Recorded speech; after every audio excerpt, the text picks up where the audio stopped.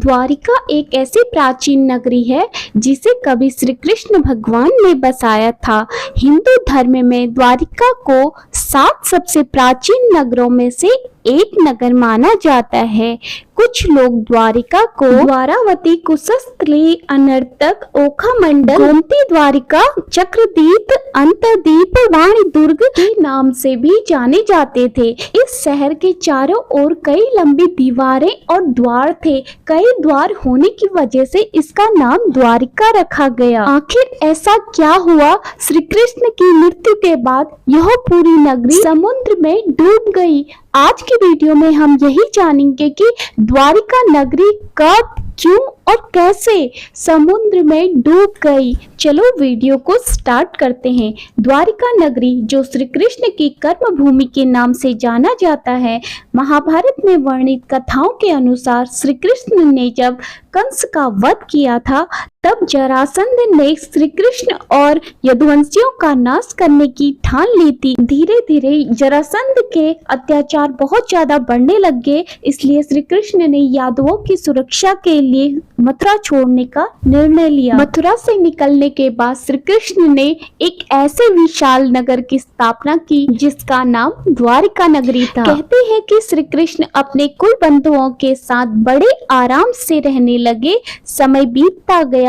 36 साल राज करने के बाद श्री कृष्ण की मृत्यु के बाद द्वारिका नगरी समुद्र में डूब गई। पौराणिक ग्रंथों में द्वारिका के समुद्र में विलीन होने से जुड़ी 2 कथाओं का वर्णन मिलता है। पहला, माता गांधारी द्वारा श्री कृष्ण को दिया गया श्राप, और दूसरा, ऋषियों द्वारा श्री कृष्ण के पुत्र श्याम को दिया गया श्राप। महाभारत युद्ध में कौरवों पर विजय प्राप्त करने के पश्चात जब युधिष्ठिर का हस्तिनापुर में राज तिलक हो रहा था, तब कौरवों की माता गांधारी ने 100 पुत्रों का वर के लिए श्री कृष्ण को श्राप दिया। जिस प्रकार कौरवों के वंश का नाश हुआ है, वैसे ही यदुवंशियों के वंश का भी नाश होगा। और दूसरी कथा के अनुसार महाभारत के 36 वर्ष के पश्चात द्वारिका में अनेक प्रकार के अपशकुन होने लगे। एक दिन महर्षि विश्वामित्र और देवर्षि नारद द्वारिका आए। वहां यादव कुल के नवयुवकों ने उनके साथ मजाक करने का सोचा, और इसके लिए वह श्री कृष्ण के पुत्र को स्त्री वेश में उनके पास ले आए। कहने लगे कि यह स्त्री गर्भवती है, आप लोग बताइए कि इसके गर्भ से क्या होगा। और तब ऋषि मुनि ध्यान करने लगे, और जब उन्हें पता चला कि यह स्त्री नहीं पुरुष है, तब उन्हें बहुत ही बड़ा क्रोध आया, और फिर उन्होंने कहा कि तुम सभी ने हमारा अपमान किया है। यह श्री कृष्ण पुत्र एक मूसल को जन्म देगा, जिससे तुम अपने पूरे वंश का नाश करोगे। इस मूसल के प्रभाव से केवल कृष्ण और बलराम ही बच पाएंगे। जब कृष्ण को इस बात का पता चला, तो उन्होंने बोला कि यह बात अवश्य सत्य होगी। मुनियों के श्राप के प्रभाव से दूसरे ही दिन सांब ने मूसल को जन्म दिया। जब यह बात राजा उग्रसेन को पता चली, तो उन्होंने मूसल को चुराकर समुद्र में फिकवा दिया। बाद श्री कृष्ण और उग्रसेन ने नगर में घोषणा कर दी कि आज के बाद कोई भी अपने घर में मदिरा तैयार नहीं करेगा। अगर कोई ऐसा करेगा तो उसे मृत्यु दंड दिया जाएगा। उसके बाद द्वारिका वासियों ने मदिरा तैयार नहीं करने का निश्चय किया, परंतु इसके बाद भी द्वारिका में भयंकर अपशकुन होने लगे। मनुष्य से ज्यादा चूहों की संख्या बढ़ने लगी। उस समय यदुवंशियों को पाप करने में भी शर्म नहीं आती थी, और उधर श्री कृष्ण भगवान जी समझ गए थे कि कौरवों की माता गांधारी द्वारा दिए गए श्राप का सत्य होने का समय आ गया है। उन्होंने देखा कि इस समय ऐसा ही योग बन रहा है जैसा महाभारत के समय में हुआ था। फिर श्री कृष्ण ने यदुवंशियों को तीर्थ यात्रा करने का आदेश दिया, और उन्होंने श्री कृष्ण की आज्ञा मान के सभी राजवंशी समुद्र तट के प्रभास तीर्थ पर निवास करने लगे। प्रभास तीर्थ पर रहते हुए एक दिन सात्यांकी और प्रत्युम्न अकेले ही अंधक वंश से भिड़ गए, परंतु संख्या अधिक होने की वजह से से वे अंधक वंश को पराजित नहीं कर पाए और अंत में उनके हाथों मर गए। जब श्री कृष्ण को यह बात पता चली तो अपने पुत्र और सात्यांकी की मृत्यु से क्रोधित होकर श्री कृष्ण ने एक मुट्ठी ईड़ की घास उखाड़ ली और घास को हाथ में लेते ही वह घास भयंकर मूसल में बदल गई। जो भी वह घास उखाड़ता वह भयंकर मूसल में बदल जाती। उस मूसल के एक ही प्रहार से प्राण निकल जाते थे और इस समय सभी मूसलों से एक दूसरे का वध करने लगे। श्री कृष्ण के देखते ही देखते शाम, चरुदेष्ण, अनिरुद्ध और गद की मृत्यु हो गई। अंत में श्री कृष्ण ने अपने सारथी दारुक से कहा कि तुम हस्तिनापुर जाओ और अर्जुन को पूरी घटना बताकर द्वारिका ले आओ।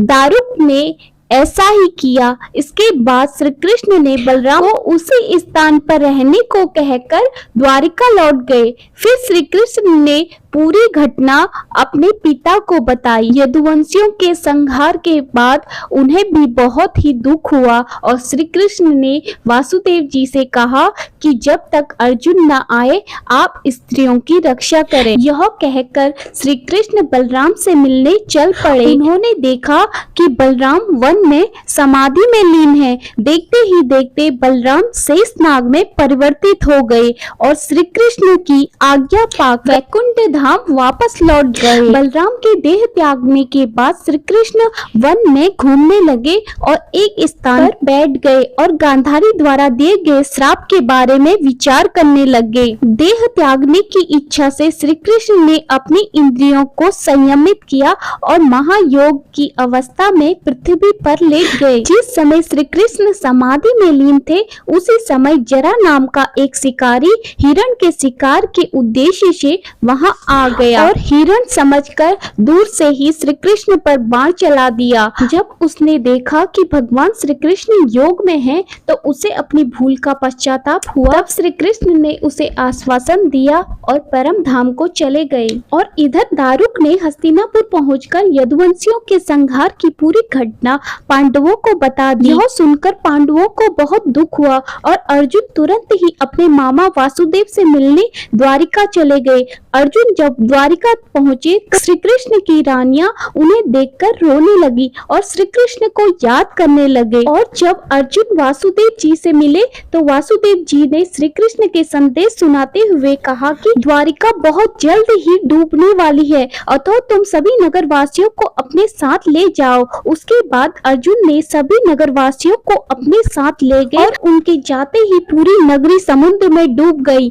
यह देखकर वे सभी आश्चर्यचकित हो गए। और 2005 और 2007 में भारतीय गोताखोरों ने समुद्र में डूबी द्वारिका नगरी के अवशेषों को खोज निकाला और उन्हें 560 मीटर लंबी दीवार भी मिली और पौराणिक बर्तन भी मिले। गोताखोरों को मिली यह नगरी लगभग 9000 साल पुरानी है। आपको वीडियो कैसी लगी प्लीज कमेंट में जरूर बताना। मैं मिलती हूँ आपको नेक्स्ट वीडियो में, तब तक के लिए जय श्री कृष्णा, राधे राधे।